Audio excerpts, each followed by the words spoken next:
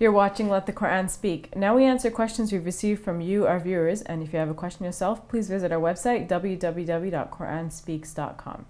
Okay, Brother Shabir, the first question is about the correct interpretation of a verse. So the person is asking about chapter 51, verse 47, and whether it says that the universe is expanding or that the universe is large. So maybe you can discuss that. Yeah, so it doesn't simply say that the universe is large. It says, this is Surah 51, verse 47, وَالسَّمَاءَ بَنَيْنَاهَا بِأَيْدٍ وَإِنَّا لَمُوسِعُونَ. As for the sky, or the heavens, we have created it, we have built it, and we are expanding it.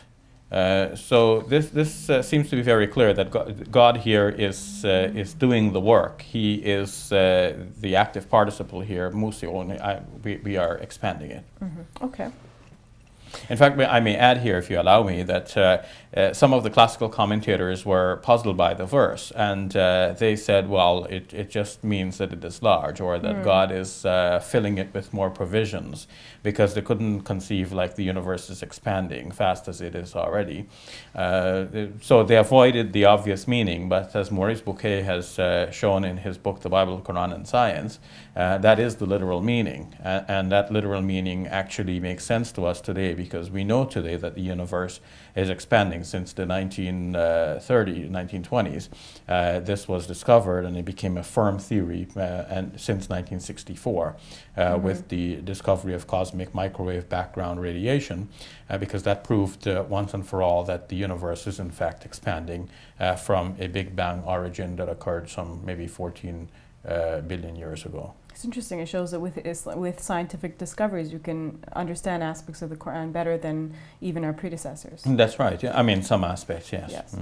Okay, so this is a question from an individual who says that eating pork is his only deterrent to accepting Islam. What would be your advice to this individual? Well, I would say that God in His mercy has given us a lot to eat and drink, and the Islamic Sharia does follow through with that latitude in that in the Islamic Sharia only a few things are forbidden and the other things are all permissible. So, okay, we're not allowed to eat pork, but we're allowed to eat so many other meats and fish and vegetable and fruits and so on.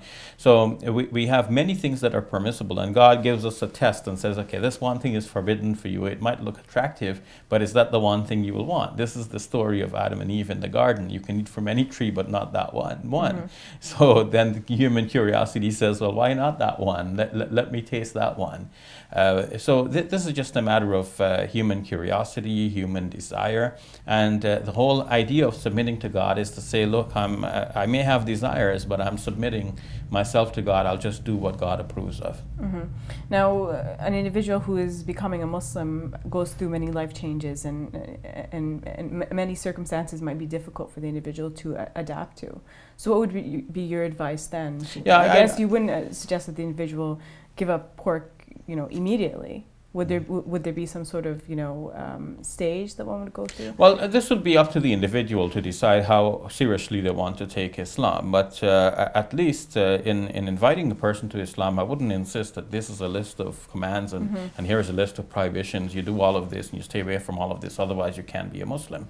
Now, I would say if you are convinced that there is no God but God and that Muhammad is the messenger of God, well, that's your Islam. You are convinced of these two things. That's basically what makes a person a Muslim. You should be a Muslim and then try to wean yourself off of the old lifestyle if that is contrary to the Islamic faith. All right. Thank you for your time, Brother Shabir. You're welcome. And that's all the time we have. For updates and additional information, visit our website, www.quranspeaks.com, and write to us because your comments and questions help guide the show. I'm Safiya Ali. For all of us here at Let the Quran Speak, thank you for watching. I'll see you next week. Allahu Akbar, Allahu Akbar.